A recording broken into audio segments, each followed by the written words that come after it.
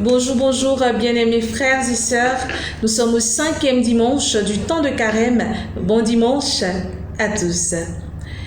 Les textes de ce 5e dimanche nous invitent à porter un nouveau regard sur nous-mêmes et sur les événements de notre vie, de notre époque. Dans l'évangile tiré de Jean chapitre 8, versets 1 à 11, on nous dit que Jésus était dans le temple, il enseignait. Et l'on lui amène une femme prise en flagrant délit d'adultère. Et ces personnes viennent trouver Jésus. Ici, je vais partir de l'attitude de Jésus pour relever trois points pour notre réflexion. Ils viennent avec la dame et disent à Jésus que dans la loi de Moïse, il est prescrit que une personne coupable d'un tel délit, qu'elle soit lapidée. Qu'en penses-tu? Le premier point que je retiens, c'est le silence que Jésus observe. Face à ces personnes, à cette foule, le silence que Jésus observe, et on dit que Jésus s'abaisse et il commence à écrire sur le sol. Nous ne savons pas ce que Jésus écrivait, nous n'imaginons pas ce que Jésus écrivait, mais ce silence m'interpelle et je sais qu'il vous interpelle également.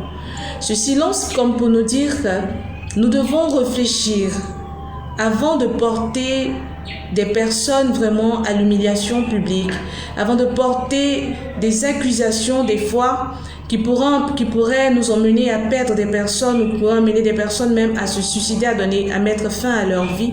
Avant de le faire, nous devons réfléchir. Nous devons avoir du discernement en toutes choses.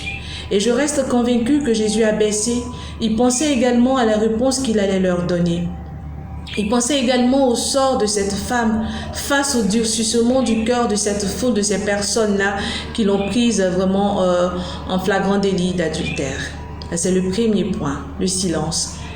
Le deuxième point, Jésus se relève et il va leur donner cette phrase. Que celui d'entre vous qui est sans péché soit le premier à lancer la pierre. Et un autre silence va s'installer. Jésus va se rabaisser pour écrire. Et qu'est-ce qui va se passer? Ils vont déposer les pierres par ordre décroissant, des plus âgés aux moins âgés.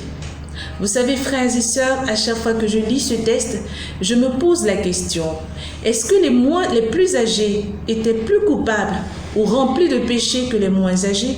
Ou est-ce que les moins âgés étaient sous l'influence des plus âgés? À chacun de voir. Mais dans ce deuxième point, après la réponse de Jésus, c'est une invitation à quoi? À une rélecture de vie profonde. Une invitation à une rélecture de vie en vue d'un discernement. Tous, nous portons des péchés. Tous, nous avons péché. Mais est-ce nécessaire si la loi devait s'appliquer à tous? C'est parce que nous n'avons pas été vus, mais la dame, si. Et toutes ces personnes qui l'accusaient, si on devait appliquer la loi de Moïse, est-ce que ces personnes allaient vivre pour venir porter un tel jugement sur la femme?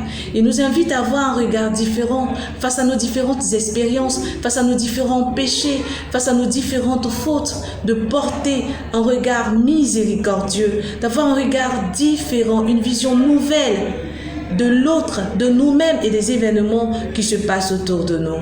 Le deuxième point. Le troisième point, Jésus va se relever et il va demander à la dame, où sont-ils? Ceux qui t'accusaient, t'ont-ils condamné? Et elle répond non. Et quelle est la réponse de Jésus? Jésus va dire, moi non plus, je ne te condamne pas. Vous savez, depuis qu'ils sont arrivés, c'est dans ce troisième point que Jésus entre en dialogue avec la dame.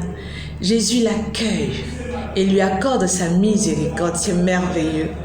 Jésus accueille cette femme qu'on dit pécheresse. Jésus accueille cette femme qu'on devait lapider. Et Jésus nous montre là un regard différent que nous devons porter sur les personnes que nous isolons, sur les personnes que nous rejetons.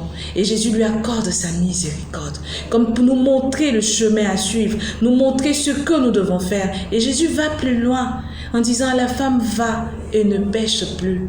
Il donne à cette femme l'opportunité de se reprendre en main, l'opportunité d'avoir une vie nouvelle, l'opportunité de porter un regard différent sur elle-même, de discerner véritablement, de se dire voici que je vais laisser telle chose pour faire telle autre chose, pour ne pas que demain je sois encore l'humilié, pour ne pas que demain je sois celle qu'on apporte, qu'on met sur la place publique.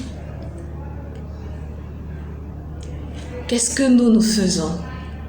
Est-ce que nous avons cette possibilité-là de porter un regard nouveau sur ce qui nous entoure? Est-ce que nous ne sommes pas là toujours ressasser ce qui est passé, que ce soit en bien comme en mal?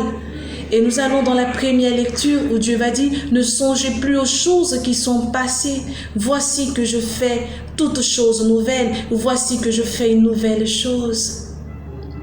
Comme pour nous dire que quand nous rencontrons Jésus, ou dans cette marche-là, dans ce temps de carême, ce cheminement que nous sommes en train de faire, où nous sommes en train d'essayer de rencontrer Jésus, il y a des nouvelles choses qui nous arrivent. Il y a comme un renouvellement de notre être intérieur qui va déteindre sur notre être extérieur et qui va nous emmener à voir des choses différemment, qui va nous aider à voir les choses avec amour, avec miséricorde, qui va changer notre façon de faire. Et Saint Paul qui va venir renchérir pour nous dire que depuis il a laissé ces choses qu'il considère comme une perte depuis sa rencontre avec un bien qui dépasse tout, c'est-à-dire Jésus-Christ. Est-ce que nous serons à même de considérer ces choses comme des ordures, comme on le dit dans le livre, comme le dit Saint Paul, et de voir l'opportunité que Dieu nous donne d'aller à la nouvelle chose, de voir la merveille qu'il va nous montrer, de voir qu'il y a du bon, de voir qu'il y a un bon côté dans toutes ces personnes que nous rejetons, que nous humilions, que nous accusons. Est-ce que nous allons voir ces choses comme des ordures et nous dire que voici que moi aussi je peux être considéré, moi aussi je peux avoir une nouvelle vie, je peux avoir une seconde chance, que Dieu nous aide à y arriver. Je vous aime, mais Dieu encore plus. Au revoir et bon cheminement.